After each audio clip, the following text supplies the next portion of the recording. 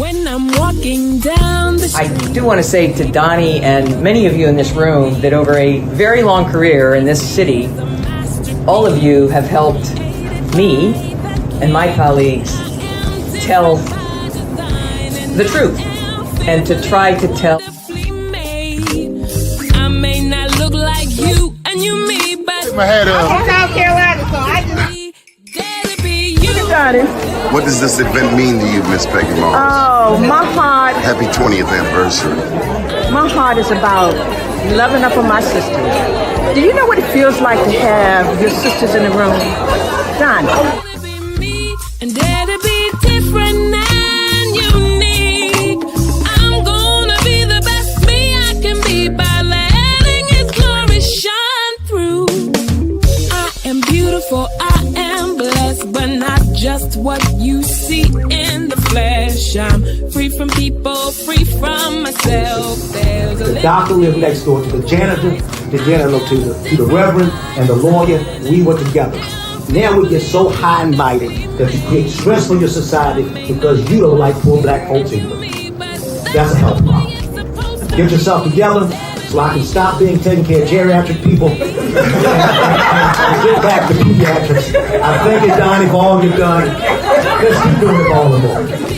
letting His glory shine through. Dare to be you, dare to be me, dare to be different and unique. I'm gonna be the best me I can be by letting His glory shine through. And I dare you, I dare you, I dare you to be you. First name's Doni, last name's Glover. In it to win it for the long haul, baby. Dr. Vonnya, she bought the block. Pettigrew, how are you? I am wonderful. How are you? Good morning. Good morning. No, lady, I overslept. Let me just cut straight to the chase. It's all good. How you doing? I'm good. I am good. I'm here in the office, bright and early. You got me turning a new leaf. Dr. Vonnya, how do you like life in Baltimore? I love it. I love it. My company has been rooted here in Baltimore for 19 years. I founded Root Branch while I was living in Prince George's County, but I established the company in Baltimore and have been here, again, to think back, almost 20 years now. And quite honestly, Baltimore has been very, very good to me. Very good to me. You said Prince George's County? Prince George's County. When you moved there, so you lived there for a while? Yeah, I actually, I moved to Maryland for college. I went to University of Maryland College Park, so Prince George's County. And I lived in a number of towns or small cities throughout Prince George's County. All up and through that area, from Greenbelt to Adelphi to Laurel, a few other pockets that I'm probably, thinking about. And so I was living in Laurel at the time, working at Discovery Channel, Discovery down in Silver Spring, Montgomery County. And I came across an opportunity. It was a listing about a small business startup program called WEB, Women Entrepreneurs of Baltimore. And while I wasn't a resident of Baltimore, and that actually I think was one of the requirements, but Laurel, if you know anything about Laurel, Laurel sits 20 minutes Baltimore heading north, 20 minutes DC heading south. So I was really right in the middle, and I was very much used to that commute to DC. So I threw my hat in the ring, created this concept for Root Branch Productions, and it was an 11-week cohort. And the outcome of the course was to have a business plan. That was the goal. Come out of it with a business plan. And, that would set you on the right trajectory for, filing with the state, getting your first bit of seed startup capital and all of those kinds of things. And so when I got accepted into the program, I was like, this is incredible. And I mean, I still have friends from that class to this day. Some are still in business, some have launched different businesses, but to just watch us all kind of evolve and grow. One of my absolute best friends in life came out of that class. She did not start that particular business that we were in class for, but she is truly my best friend in real life. I'm the godmother of her children, like all the things. But after completing that program, I had to make a decision because, again, I still sat in the middle and I was very familiar with more DC and, that end of town. But I said, you know what? I'm going to take a look at what really establishing the business in Baltimore could look like, because it was a 20-minute drive either direction. And quite frankly, I got more for my buck heading to Baltimore. So my very, very first office was on St. Paul Street. It was, I think I still know the address, 2024 St. Paul Street. And then I think from 2024 St. Paul, I moved up the street to, or whichever way y'all call it, I moved to Mount Vernon. I was, I think, 529 Charles. Then I came back up the street. Then I was in Charles Village, 2315 Charles. And then I was at my house, because you know how entrepreneurship go.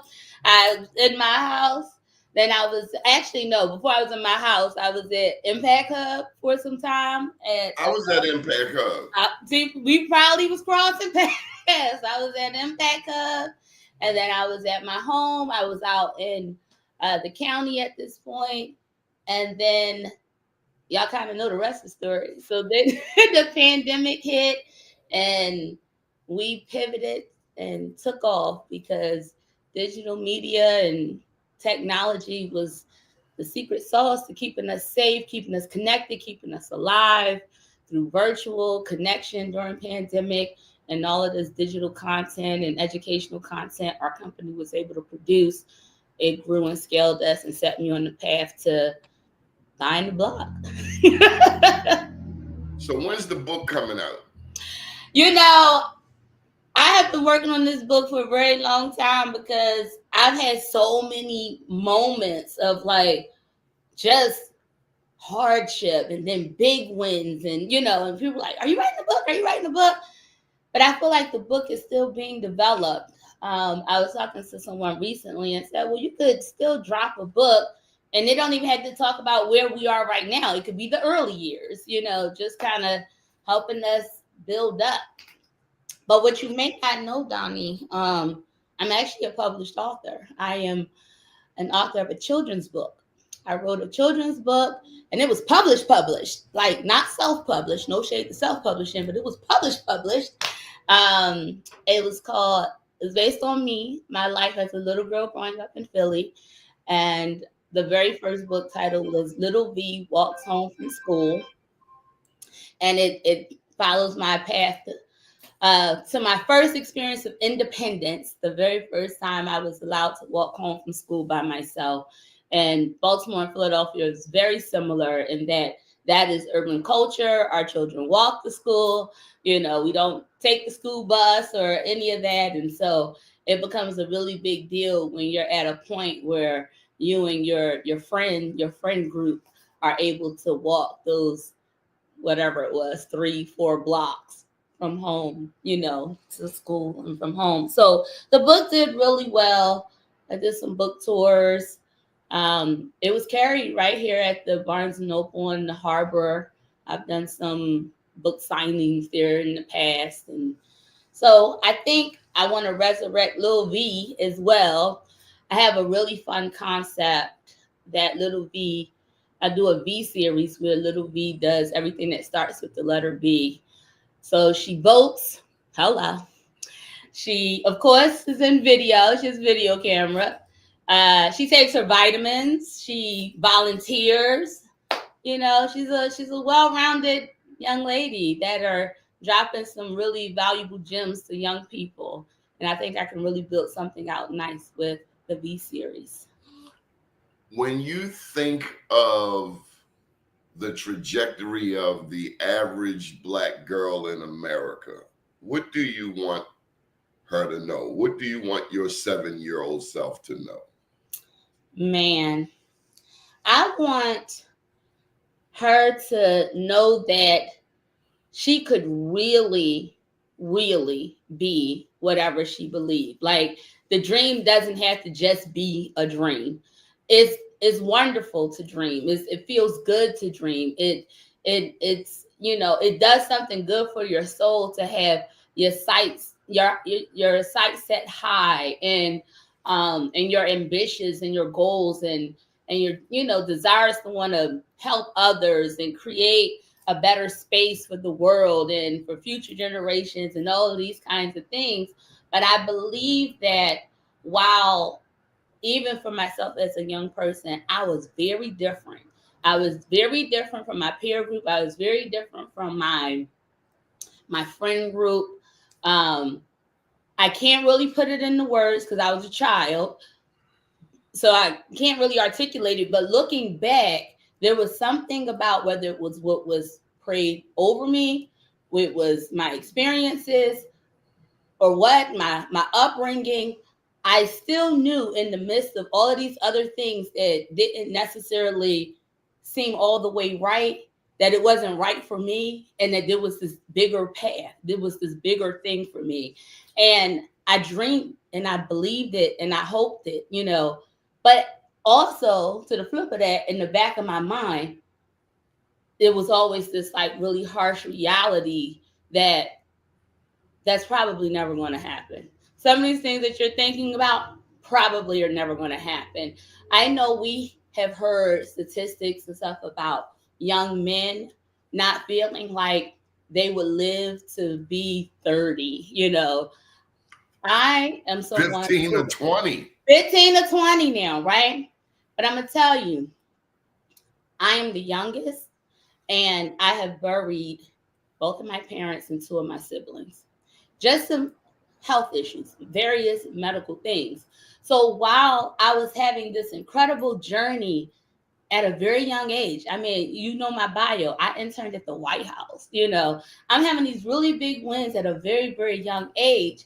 And there was a part of me, in full transparency, that still felt kind of nervous. Like, why am I allowed to have so many big wins so young? And I'm like, and then I experienced death of my family members young. So I'm like, am I not going to live long? Like, is there a reason why all of these big things are happening? And then How old were you? Mom? I was in my 20s or so then. And I mean, this year I'm celebrating my 49th anniversary. But I'm 49, so people think I look really young and they don't believe that I'm, almost 50 and all of these kinds of things. But, at a certain point, particularly now, I'm like, no, God has something for you. Like, you can actually be present and enjoy these wins and enjoy these moments, because it's not happening because it's coming to an end. Like, of course, none of us know when that will, eventually happen for all. But I mean, truly, so there was something, whether that was environmental, whether that was just looking at the health disparities in our community and in our family. Like, I just really always had this underlying belief that my big dreams were going to get cut short. And truly, never in my wildest dreams that I imagined I would be a history maker. I would be this person who would literally make a textbook history. So we'd like to welcome you to the Vonnya Pettigrew Show. My name's Doni Glover. I'm just sitting in as co-host today. Vonnya is sharing her storied past with us. In terms of, I wanted to say that when we lose someone close, you gain an angel. Do you believe that? I do. Our friend Shu Smith recently lost his mom. And I felt the need to tell him that he's gained an angel. I went so far as to say to him, you're going to get the biggest blessing ever. And the next thing I know, when I hear from him, he's talking about the communiversity in 52 cities. Amazing. They're looking out. They're looking over us. That's something. I don't know what an angel looks like per se, but I do believe we gain angels. Yeah, we do. Yeah, we do. I'm gonna give you this little tidbit. I'm gonna drop all these little gems for you, but this is something that some people know about me, but not many people make that connection. But my brother, who is deceased, was a very famous recording artist, Charles Pettigrew, from the duo group Charles and Eddie. And they were very popular in the 90s. The song was called What I Lied to You. You might know the song. I cannot sing. He was the singer in the family, so you have to look it up. And to the point of you stating about the angels, you know, there are people that know this, they know the song. And a friend of mine literally this past week, you know, said I was in the airport, I was in the lounge, you know, waiting, blah, blah, blah, whatever it was where they were. And they were like, and your brother's song came on. And people take the time to tell me, they can be like, I was in Walgreens and I was in Piggly Wiggly. I was in, like, it doesn't matter. They will always stop down to tell me.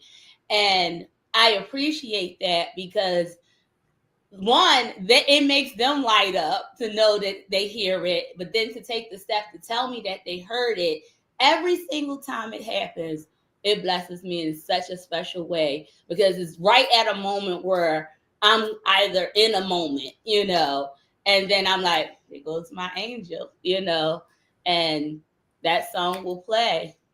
Something I'll just be watching a reel on IG and the person's reel is made to his song. And I'm just like, he just shows up.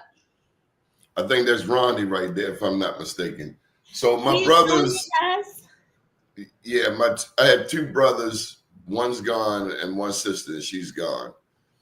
The three boys have this favorite song. We all share this song. It's Stevie Wonder's As I'll Be Loving You All. I love it. Do-do-do. Yes. So at his funeral, those lyrics were shared. But here's the part. It's crazy. The night before he got his wings, and this was roughly 2021, Dr. Tyrone Taborn gave me a call the night before he passed and told me that he would be a corporate sponsor of this network. Wow. STEM City USA. So that's the night before Teddy got his wings. And when I look back, to me, it was God softening the blow. Yeah. As you know, when you're running a business, sometimes you want to quit. Yeah. And I wasn't at a point of wanting to quit, but it was kind of like, again, the good Lord softening the blow. The word says, my yoke is easy. Yeah. Anyway, the day of the funeral, I got to tell you, this is the supernatural part. Before I go to the funeral, now I got to leave here, go over here and catch the train to Owens Mills. I didn't have a car at the time. My other brother was going to meet me at the subway. So first I go out and walk this big security, German Shepherd right here. Yeah, I'm talking about you. And when I come back in the house, Alexa is playing I'll Be Loving You Always. I go over to the subway to catch the train to Owens Mills, and that song was playing on the subway. Yeah. Nobody on planet Earth can tell me what I got from that moment. Come on. Yeah. Every No, place your nobody. footstep, that song was playing. So yes, I do believe when we lose someone in the physical, we gain them in the spiritual. Yeah. And I do think we will see them again on the other side. Yeah. The old people say by and by. In the sweet by and by. In the sweet by and by. Yeah. See, that's how you know I'm almost 50. You see, I be saying stuff. The sweet by and by. Yeah. Philadelphia. So what advantage does Philadelphia give you over us Southerners? I really want to say something that's all profound and deep, but my first initial reaction when you was framing the question, what the song say, "Nuck if you buck." That's what gives us the advantage. Like, we not ready. You know what I mean? We don't hesitate to lay hands. So, like, nuck if you buck. It makes you fight. It makes you grind. You got nothing to lose. You know what I mean? You just go after it with a different spirit. You know, there's a faster pace, a bit. You know, yeah. Did you have to fight in Philadelphia coming up as a child? So I mean, you had the older siblings, but that's where I'm going. My sister that is next to me in age, and we're 9 years apart because I'm really the baby to them. I don't know if you remember, I can't remember what old sitcom it was, and it was like the bully. They called the bully the Gooch. My sister was the Gooch. Like, you was not at all playing.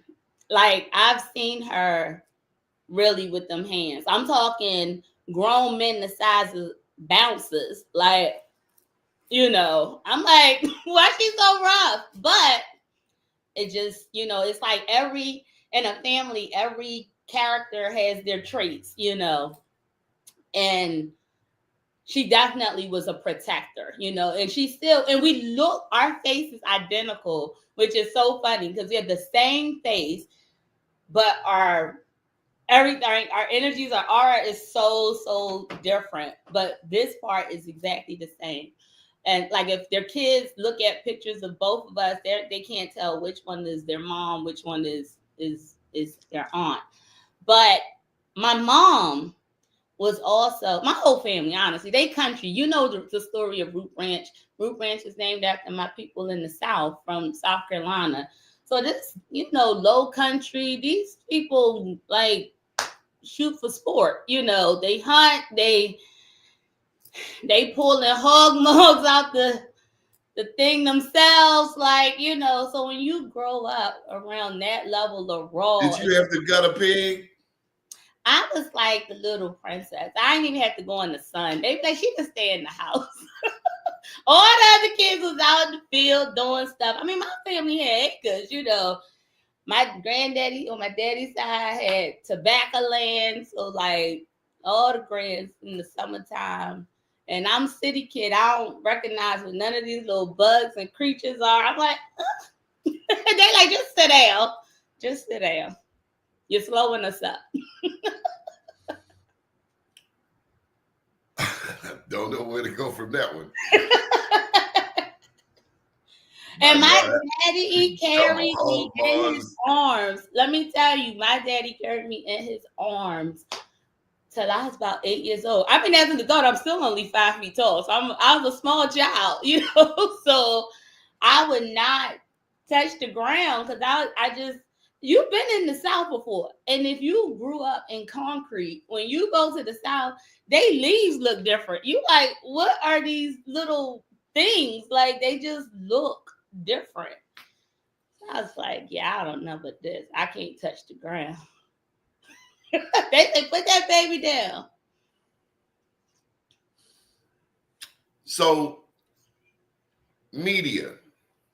when I think of the work that we get to do in media, you have a television show, I have a show, Mark Clark.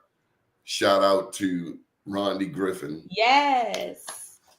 The first thing that comes to my mind is Oscar Micheaux, the first Black filmmaker. Yes. I also think of my media professor at Coppin. The very first thing he had us watch was The Birth of a Nation. Mm-hmm. He wanted us to see the stereotypes that we be up against as Black media professionals. Mm. Having gone to the University of Maryland, College Park, I imagine they weren't painting that picture of media. Well, I had some really great classes, and I remember an Afro Studies class, and we read Things Fall Apart by Chinua Achebe. So they brought it, they made sure we had some foundational. They had you read Achebe, huh? Yes, we did. And that's, of course, about Africa and the colonialists coming in and the divide and conquer, the Willie Lynch that we've experienced. What do you think of Africa? I mean, I've never traveled to Africa as of yet. I desire to. I have very, very close friends.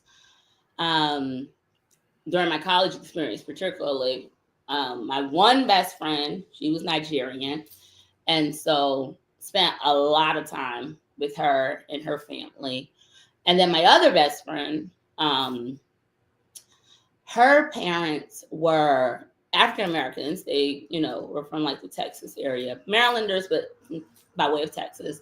And they were diplomats, like in Kenya. And I never, again, I'm from Philly, right? Not a very big scope, if you will. So having a friend that's actually Nigerian, and then another friend who grew up pretty much boarding school in America because her family, her parents worked State Department and, diplomat and all these kind of foreign affairs in Kenya. It really opened my lens, like, tremendously. So you're talking two different perspectives, but both beautiful depictions of African and African American wealth, in a very different way. So that really helped shape my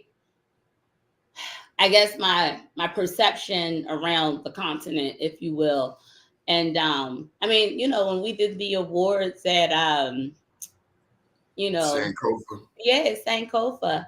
Mama Kiki, she's like my auntie, I literally used to live in the block of her shop when she was in Charles Village. So, knowing beautiful people, beautiful cuisine. I mean, she used to cook, like she would have parties and these sort of things and make sure I was there, So the continent itself, I mean, it's something to behold. It's something to be proud to be from, despite some of the negative things that are oftentimes portrayed. When America paints a really negative picture of Africa. Absolutely. Tarzan swinging through the jungle. Right.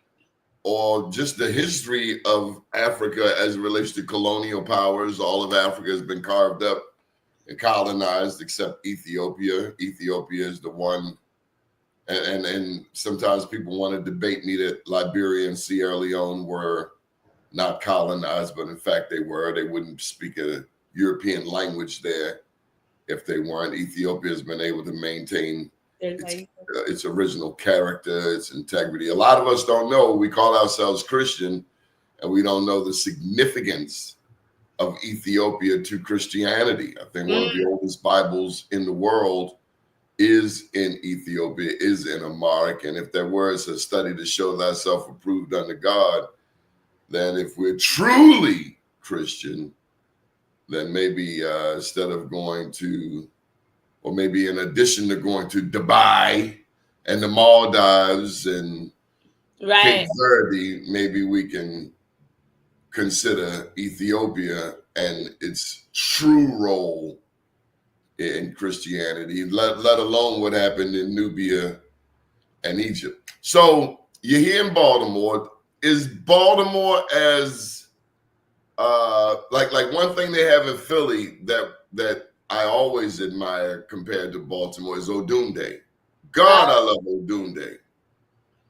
So I was actually reflecting on that the other day because in Baltimore, you know, the announcements have been dropping about the different festivals, AFRAM and what's coming up, Artscape, you know, and believe it or not, but I guess it's probably not that hard to believe. I'm from Philly. So, and I don't know, when I say that, like people from Philly know what that means. So I'm going to say it and explain it, but I think maybe local to Baltimore, there may be locals who feel the same way. But Baltimore, well, no, we go back to Philly. But Philly ain't no game, right? So I did not grow up with that kind of liberty or freedoms to go to those kinds of festivals. While I knew what they were and I knew that they were meaningful, you just didn't go to crowds. It's not safe. Like, so that was the reality of it. So I actually have never experienced the Odunde celebration. And again, know what it is, you know, all of those things. But, and there's still that part of me where, you know, obviously I sit in a different position and posture here in Baltimore. So it's important for some of the events and the festivals that I, you know, am present or I show face or, you know, that sort of thing. But my inner core says, don't go into them crowds. Like, that's not what you do. That's not what we do. That doesn't make sense. I mean, to see Philadelphia this past week for the Super Bowl parade, I was so proud of them. Like, it was beautiful. You didn't really hear of anything, you know, negative coming of it. And people were really united and excited. And like, morale was high, energy was high. And that, again, being a native was something that felt a little bit different. And I mean, I literally saw a lot of people that I knew, from like classmates to my actual relatives, at the parade. And I'm telling you, we don't do that. So the fact that something felt different enough, could be that dynamic Black woman leading the city, I'm just saying. But whatever it is, they felt inclined to be out there and truly take part. I will also say one other thing that I did slightly different as I got older to kind of break that being in crowds. I began making a tradition when my nephews were younger to go to the Thanksgiving Day parade. Like, I never was able to go when I was a child because, again, my parents ain't going in crowds. We weren't paying parking or whatever, you know. And I was like, I want them to experience, you know, seeing the mummers come down, you know, the Ben Franklin Parkway, and seeing Santa come to town to kick off the holidays. So this is the Thanksgiving parade in Philly. Yep. Big thing, huh? Oh yeah. I think the big thing here, besides of course the West Baltimore Pennsylvania Avenue parade, James Mosier parade. I haven't really done the Preakness parade. I think there's a parade there, but I'm thinking of the Martin Luther King parade. That's always on the coldest day of the year ever here in Baltimore. Listen, and I know it didn't happen, I think, this year. But literally 2 days ago, Monday, was the Black History Month. Is that what that was? Tied all that damn traffic downtown. And I marched in it. Oh, y'all help me out because I was trying to get somewhere. You didn't see me? No, I saw the crowd. I'm like you. I'm going the other way. No, you go the other way. My daddy said, read about it on the news. Read about it, correct. So again, that was special for me. So I sit on the board for the American Red Cross, and the Red Cross marched in the parade. Oh yeah, I did see you with that on. What you have on? I saw I you had the Red separate. Cross. We had to wear our emergency vest. Yeah. It was nice. Well, I can tell you, I'm a board member with the Salvation Army, and you're not gonna catch me in none of that outfit. I'm telling you. You're not wearing that. I will do anything they ask, but I'm not putting on the Salvation Army uniform. Okay, ringer, and Yes. Now, but I was teasing them though, because I said y'all told me this was a 5-block walk. When we got they lied. When we got to the 40 underpass, I was like, this the halfway mark. We still had to keep going all the way to the end before it turns into the highway. And we started at State Building. I was like, what in the world? So tell them about You Bought the Block. And we should acknowledge both Rondi and Mark Clark. Hey, y'all. Our partners in crime. They are. All my brothers are here. Hey, y'all. Hey. So, yeah, I bought the block. I bought the 2200 block of Boston Street. And let me tell you, you have branded that. You have branded your story. You know, one thing that we do as marketers is we make something SEO friendly. Mm-hmm. So that when you Google your name, those of us in it deep enough, we want to control where our name is placed. What's first? That's right. You know, we were just talking last night about how to get your book at the top of the list. Yes. If you have your book, how you want control, as much control as possible over your name and where it's placed and what it's placed under. That's right. You don't want another media company to have Dr. Vonnya Pettigrew. You want to have whatever it is, whether it's LinkedIn, Facebook, Google, your website, whatever it is, you want to be in the driving seat of that first place placement. And it can cost you if you don't know what you're doing, but you certainly don't want a whole bunch of other people to have your name and yours is all the way down the bottom, nor do you want to not have your name up there at all. Right. And you have companies that will tell you they can do this, they can do that. And so it's nice to be able to have some control over what you do. Like if you do a story, I'll just add this in. If you did a story on Susie Q and Susie Q had no placement whatsoever. That's right. I imagine, like myself, you take pride in saying, bam, we got you search engine optimized ready. Yes. So true. And this journey has been something, some of it has been done, organically and intentionally, but it also organically went viral, and it's really interesting to see how it goes in like these waves. There'll be these periods of time where it's quiet and then it'll kick right back up again. I was really surprised, honestly. Not sure why I was surprised, but I was surprised when at the end of 2024, all of these different outlets do end of the year recaps, the highlights, the big wins of the year. And then it was like, I forgot what the title was, but it was like, 10 iconic moments that happened in 2024.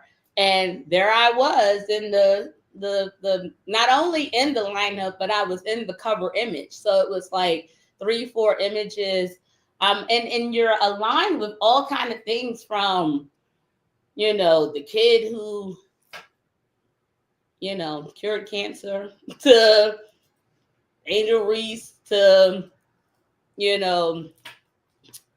I mean, gosh, the gamut was just so wide. It was so many incredible things that happened from, like I said, an Uncle Nearest or whatever. You're seeing this recap of the year, and then people started sending it to me like, "Hey, look at you the end of the year highlight," And then it just started a surge of flood all over again of it getting reposted and reposted and reposted. So, yeah. So I guess as we continue to go, we're in Black History Month. It's kind of trending. Women's History Month. Then it'll be Juneteenth. It'll be, who knows, Jubilee Wednesday.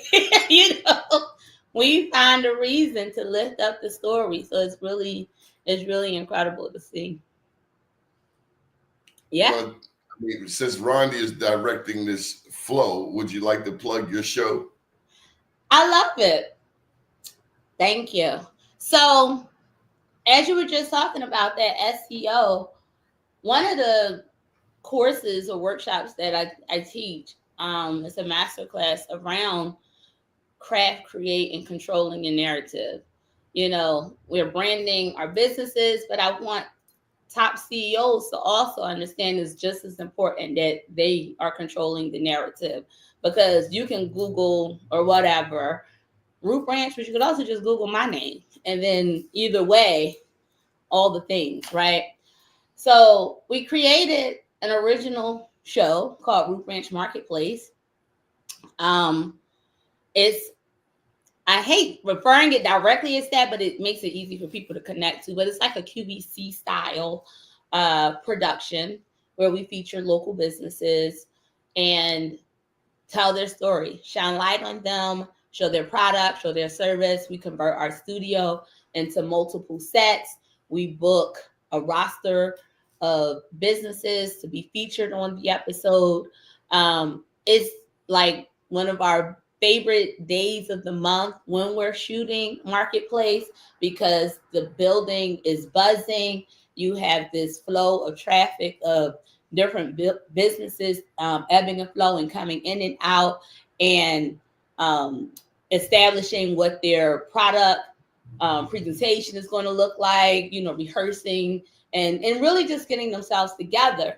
But the real twist, the real hook to it is, as a media company, we go beyond just saying we created a show and we're going to interview you. We know that you've never been on television before. We know that you've never done this in this way. So we really wrap our arms around you through our craft, create, and control your narrative kind of training model to work with those businesses to get it down. How are they going to talk about their businesses? What are those key points? Also, being in a place of readiness so that when we give them this visibility, they can fulfill. If I send all this traffic to your website, does your e-commerce page work? Can it fulfill orders? If we're sending folks to your brick and mortar, are you going to be ready with some of the things you just featured on the show? Your display in your physical space, all of these kind of things. We work with those businesses to really help them understand how to brand and market their business, their product, or their service. And so it's super exciting. They walk away with their segment from the show. They get to have evergreen piece of collateral that they can continue to use. And that was the most important thing for me, because, again, it's nothing wrong with going to events and tabling and pop-up shops and flea markets and all of these kinds of things. The downside, though, is you can only sell to who was present at the event, right? People may give your card and refer you. However, when you have a digital collateral, a digital asset that people can watch over and over and over again and share it and keep pointing, that can go viral. They can keep pointing back to your business, to your website, to your brick and mortar address. I want you to have continued growth. So helping them to understand the value in investing in media marketing, but even more specifically, digital assets, whether it's a commercial, whether it's a segment on a show, being featured, leveraging those things so that when people do look you up, they not only find your website, they also find You were featured on Root Branch Marketplace. You were featured on Be More News. You were featured on Good News with Mark Clark. You know what I mean? And now you're popping up in all of these other ways, and they can watch your segment and learn a little bit more about you and share it. And let's keep that going. Dr. Pettigrew, any advice for Black women dealing with microaggressions in the workplace by white females in the era of Trump?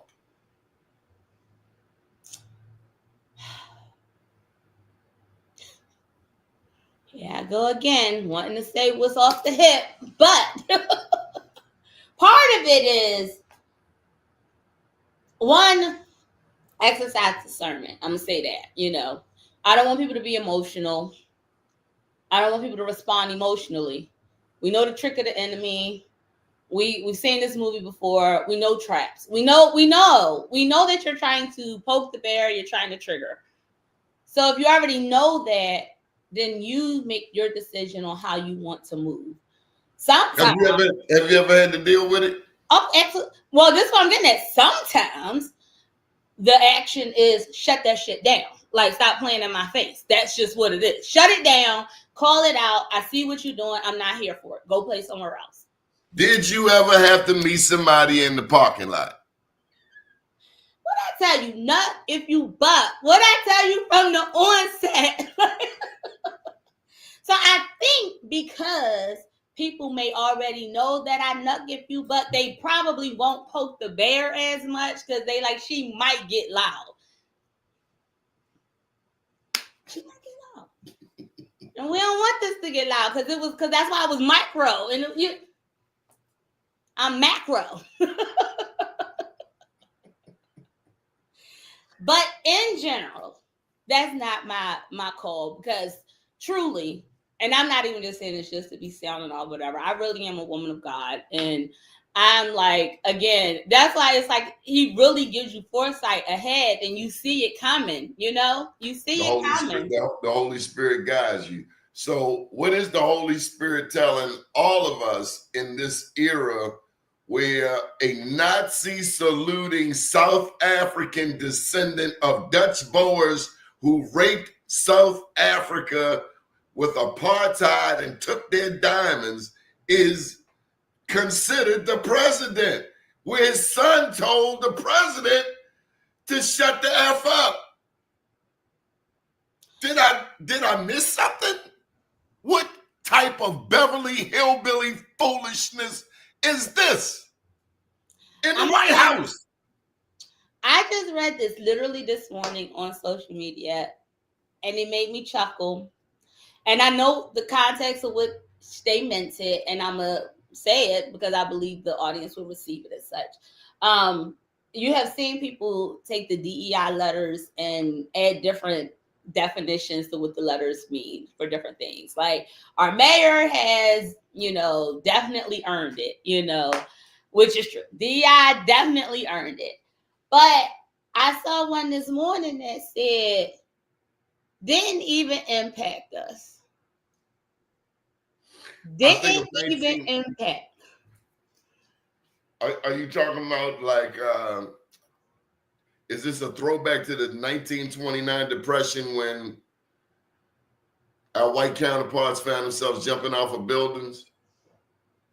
Where I'm going is the ignorance, the stereotypes, the misperceptions of who they believe are the recipients of all of these things that they're rolling back, thinking it's going to have one way, it's going to impact a certain group a certain way. But when the statistics show that that group that you think is going to be impacted isn't actually the recipient at all of the thing. I'm seeing white people crying on social media. So you really hurt yourself. So I'm seeing white farmers crying. You hurt yourself. Because you didn't realize that was also government assistance. Because see, right? Okay. So didn't even impact us. So I say all that to say, I see, just like I kind of saw in the pandemic, a shift. A shift is happening. Scripture tells us, the last shall be first. you know, it's the buyer's remorse I'm seeing from some white people who were led by hate. They didn't want Obamacare, but they wanted Affordable Health Care Act. Same program. What we say? And these are otherwise halfway smart people who bought into hate. Mm-hmm. And that's the reason why I look at Thanksgiving and Christmas and the American way. Oh, it's the family, it's love. You can't play with love. It's the greatest force in the universe. So you can say, oh, I love people, Jesus, glory to God, happy Thanksgiving, I love you, you. But your actions don't coincide with that. Right. There's something's gonna happen. You gotta choose. You going right or you going left. Right. But you That can't one be is doing convenient. the hokey pokey, yeah. Right. Right. Yeah. So yeah, a lot of folk are realizing a lot of things. Like, and when you're talking about the group that's been marginalized, we didn't benefit from these things. These things didn't trickle down to us. So okay. You know. Did you know that Black people saved Cadillac at a time like this? We couldn't buy cars. Cadillac was going out of business. And a white man realized that they were cutting their own throats. And so they made Cadillacs. I think it was one of the first vehicles that they started selling to Black people. Appeal to Black. Made it appealing to. Mm-hmm. Wow. So when you hear ignorant people talking about like Trump, I mean, if it weren't Black people, there'd be no America, you could virtually say. And we're only like 15% of the population. Right. We're like the pinky finger in America in terms of our numbers, but our impact is like the entire fist. Yeah. And if you know your history, you know that we were a part of every major war. Mm-hmm. Going back to the Revolutionary War. Yeah. Why do you do media? It's a great question. When I first started, I did it because I thought it was fun. I still think it's fun.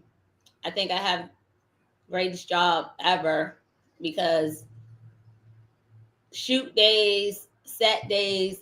I'm not a typical early morning whatever, but it's nothing like a 5 a.m. getting ready for the shoot, loading up the trucks, all the stuff, even seeing all the cabling and the whatever, the crash service, like the whole thing, being out in the cold, being in position to catch the first shot at daybreak. Unmatched. The camaraderie you feel being out there on the road with the crew, on set.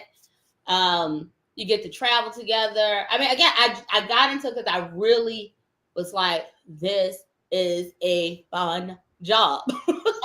And so running a media company is a little bit different. I don't get to spend as much time on set during the fun part. I make appearances, come out, I greet everybody, I encourage everyone, I thank them for their hard work and their dedication. Or if they need me to, film a roll in or bump or something, I come in, I say a few lines, and then I leave. But the whole act of preparing the call sheet and all that, like I used to love all of that. Like that was my jam. It really was. Down to getting the cases of water, getting the cooler and the ice. Like it just was all like the whole thing.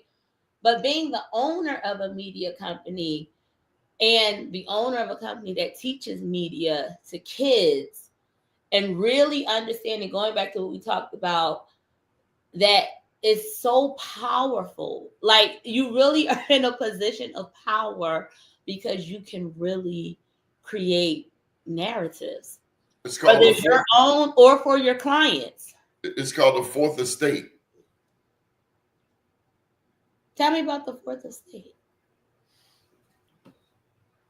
It's a part of media. It's a part of the running of a country. So let's fourth estate. Here's the definition of fourth estate: the press, the profession of journalism. The press, the profession of journalism. There's a historical reference to,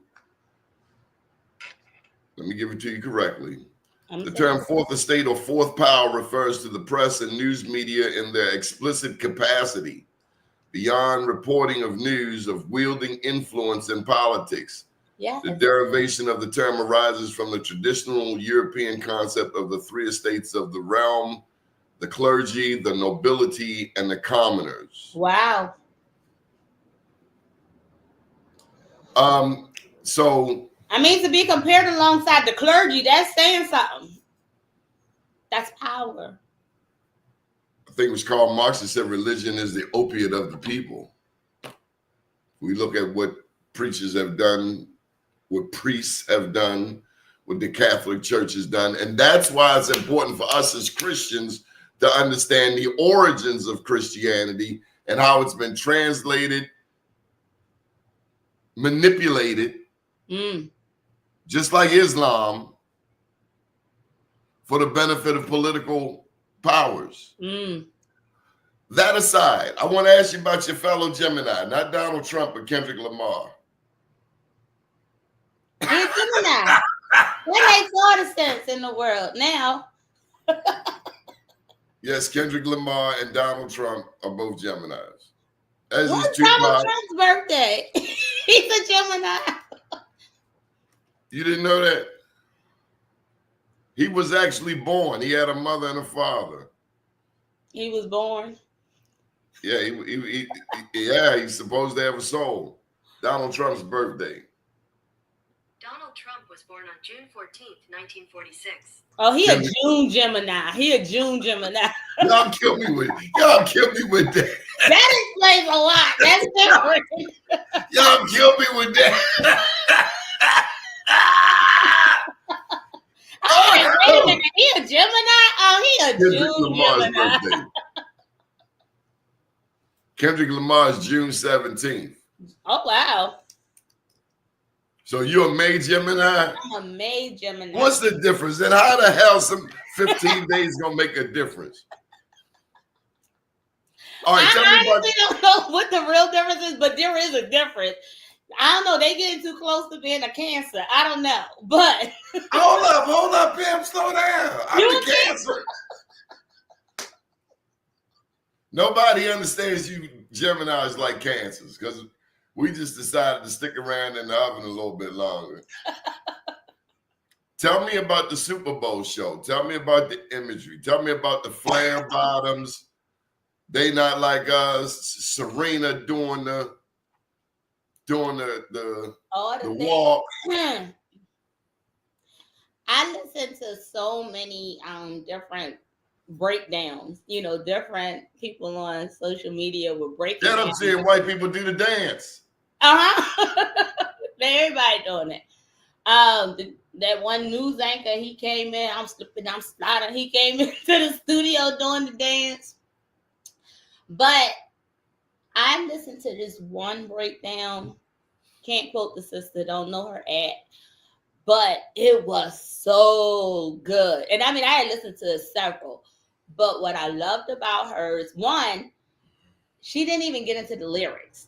She just went scene by scene by scene and just broke down like the visuals, you know, the intentionality of the visuals, and how, you know, there were different moments where Kendrick would be doing something, and then he would go back and counsel with the women. If you saw how he kept going back and forth. And I was like, okay, counseling with the women, you know, getting they way in, you know. on the matter. And then obviously the bigger point of the stage being that of a video game, and that the game is over.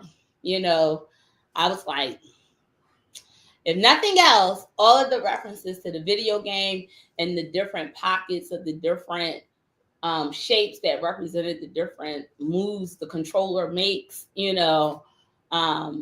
just, again, making it very clear, to your point of earlier, the microaggression, like, we are aware of what is happening. And we're like, he basically made a very vocal and public statement to say, we know, we aware, and we not playing no more. The game's over. I've heard arguments as to why Lil Wayne wasn't chosen. And most of those comments said that he could not have thought of something this masterful, essentially. I think Kendrick said it, it's the right time, but the wrong guy. The wrong guy. Yeah. So what's next? I mean, all I can say when I think about that performance again, I just was like, what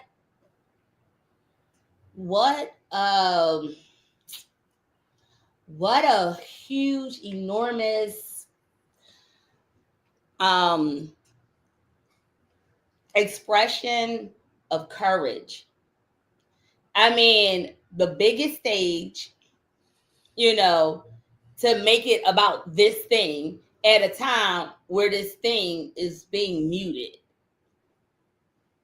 I'm like, wow. Everybody's watching around the world. Everybody's watching. And you used your moment, not for yourself, but for the nation, really, like the world, even. The world. Saw people in other countries doing his dance. Yes. I saw one with like Indian women in their garb and the whole thing doing it. They were doing the whole thing. Are you really going to do it? And I'm like, wow. And they were still dancing in their ethnic style, but they were to the audio. He talking about seizing the moment. And as distracting and as, because Donald Trump, he's like this. He'll throw this crazy idea out. And by the time you go and tackle that, he done thrown out 4 other crazy ideas already. So right. you kind of got to, it's like guarding a really quick basketball guard. You got to stay right in the middle. You can't deviate enough. You got to stay right there. They tell you watch the midsection because wherever they go, you got to focus on, and that's Donald Trump. But Kendrick Lamar had something for his AZZ that day. And that he was present that day. Like, it wasn't, like, that took a lot of courage.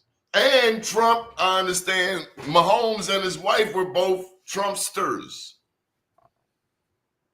Wow. Now they're even talking about Philly's billionaire owner, who is a Democratic funder.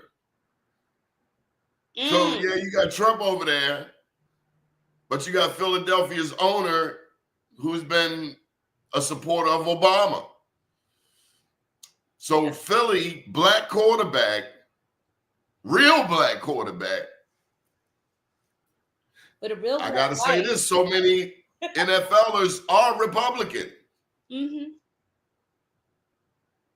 Yeah.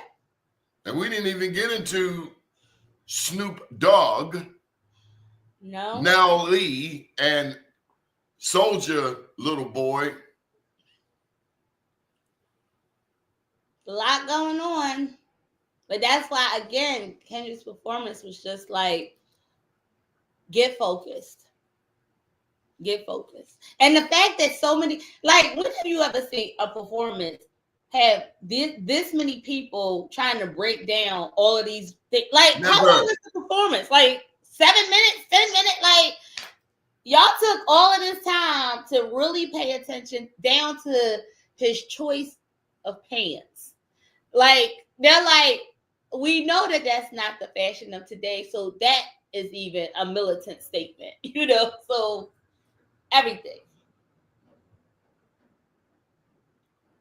Where's America going? What is the future according to Dr. Vonnya Pettigrew? Last question. Oh gosh. What's next? I still believe there's a shift. I still believe God is doing that thing God does well. That's why you got to believe he's the author. Beginning and the end. Know how this plays out. We're in a shift. We are really in a shift because the things that are happening are so extreme that it has to be. Like, it's so extreme. So I am honestly still extremely optimistic. I know there's a lot of things that are going on that are concerning to a lot of people, but it truly reminds me of pandemic. We have never experienced fear. If you remember them early days of the pandemic, we had never experienced fear like we experienced fear during the pandemic. There was nowhere to go. There was no, like when it's a hurricane, you can be like, okay, I'm gonna pack up and I'm gonna go see my peoples up north somewhere, and I'll come back and see what the damage is to my home. The pandemic, there was nowhere to go. And in fact, you were forced to isolation. But for me, my testimony, it was in that moment of isolation, and when, like I said, the tail became the head and head became the tail, that's when we grew. That's when Root Ranch took off. So I'm looking for a repeat, Lord. Like, how this thing going to scale and grow? How were those that were in the rear moved to the front of the line? Because he would literally turn the line around. That's where we at. The line's going to turn around. That's where I'm at. Dr. Vonnya Pettigrew, we thank you for joining us this morning. Powerful message. Again, any thoughts on Rondi, Mark Clark, the next shows? One, love those brothers. I love our collective. You included, Doni. I love that independent Black media, we're showing up collectively together and creating synergy amongst our programming that, while unique and different in their own right, they all still point to each other. And with intentionality, we lift each of our shows up inside of each other's shows. And that's super, super dope. And I hope that those that are watching, whether as a viewer or other thinkers or thought leaders, are seeing what we're doing and the way in which we're doing it to encourage further collaborative, movement, because we can no longer move in silos. We have to move together. And I think what we are creating here is so, so excited. I'm excited to be on the show with you. I told you, we can make this a reoccurring thing. Let's get this thing popping and have commentary and keep engaging with the people, and finding out what they need and doing what we can with our influence to help bring it to light. Good deal. Thank you for joining us today, Dr. Vonnya Pettigrew. How can people get in touch with you? Y'all can follow me on Instagram, Vonnya Rooted. Vonnya like Kanye, but Vonnya Rooted. Thank you for taking the time. I appreciate your patience. You're welcome. Have a great day, everyone. Thanks, Doni. Thank you. Good morning, world.